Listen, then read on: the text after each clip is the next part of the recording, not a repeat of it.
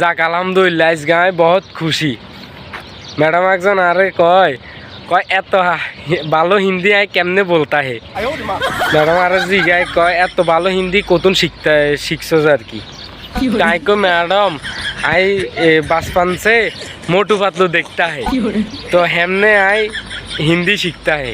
अल्लाह रहमते हिंदी सब कुछ जानता है।